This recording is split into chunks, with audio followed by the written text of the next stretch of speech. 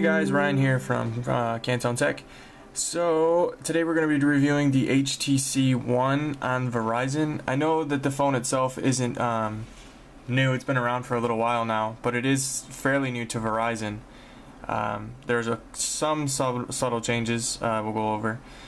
So to start it off, we'll go over the actual build quality of the phone. It is built with aluminum. Sorry for the blur there.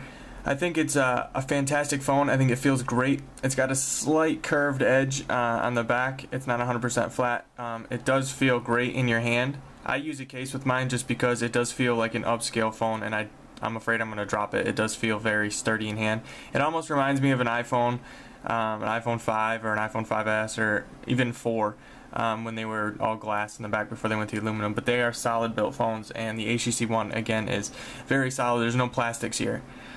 Nothing really crazy here. We just have our SD card, or not, I'm sorry, not our SD card, but our, wow, I can't think of it off the top. My SIM card slot right here.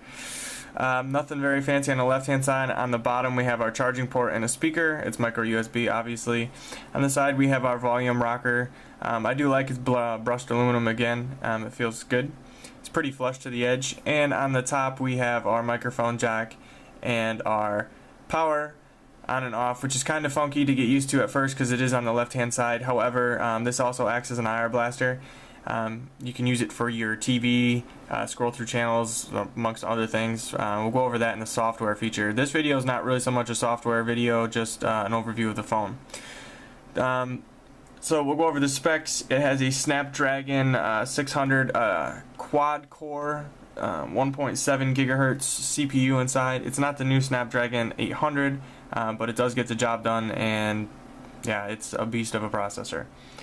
It runs on HTC Sense 5.0, and it also has HTC Blink Feed, and of course it's on Android. Verizon's version is Android 4.2.2, not 4.1.2. That's a big difference. You'll notice in the software video the differences, the biggest difference being it has toggles. It comes with 32 gigs of storage, 2 gigs of DDR2 RAM. It's obviously 4G LTE. Bluetooth 4.0, HTC boom sound. As you notice, it has 2 front speakers on the front, and the sound quality is amazing with Beats Audio. I think it's a great idea to have speakers on the front. When I put my phone up, I can listen and actually hear it. It's not muffled behind me, and it sounds fantastic. It's a 2.1 megapixel camera in the front, and it's a 4 megapixel camera in the back, ultra pixel, I believe. It's got a 1080p HD video recording with slow motion as well. It does come with HTC Zoe. We'll go over that in the software. It's a really cool camera feature. The camera has a lot of features built in. It's got a 2300 milliamp battery, weighs 143 grams, and the display is a whopping 4.7 inch full 1080p at 468 pixels per inch. Pretty impressive. The screen is beautiful.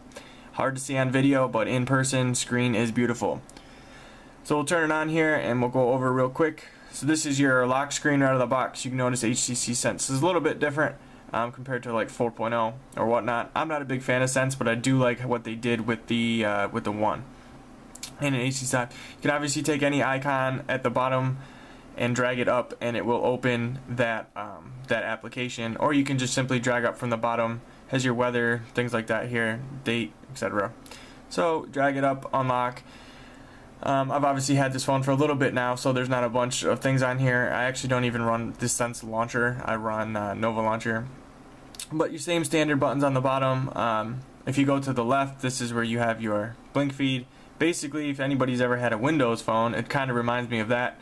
You can put in what you like, different news websites in here, Gizmodo and things like that is what I use, tech websites, and you pull down and it keeps all of your news and latest things here, so it'll refresh the page, pull up the latest news that the websites have to offer, bring it up there, and then you can just scroll through, and it's an easy access. I think it's a fantastic feature. I loved it on my Windows phone. I think it's a pretty nice feature, and it's different. So again, up here at the top you have your weather and all that kind of jazz. When you first start the phone up, you have all that as well. I don't think it's necessary to have that all the time.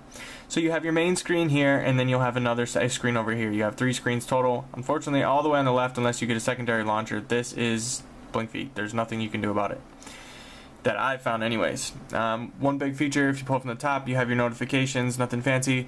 4.2.2 on the HTC Sense does have this little fancy thing over here, which is your toggles. My awesome picture. So you have your toggles, your setting, all that thing, all your stuff is there, which obviously that's kind of a big thing for me. I'm sure it is for a lot of other people, so I'm glad they put that in. 4.3 was confirmed to be released in September, so we'll see, because September's almost over, so hopefully it should be here very soon, and then it'll be on the latest. So you have your back button over here. These are actual touch buttons on the actual device, they're not on the screen. Your home button over here. The HTC is kind of there for looks, doesn't do anything at all.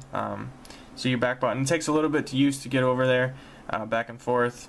If you hold down, you have your Google Now comes up, and if you double tap, you obviously have your task manager.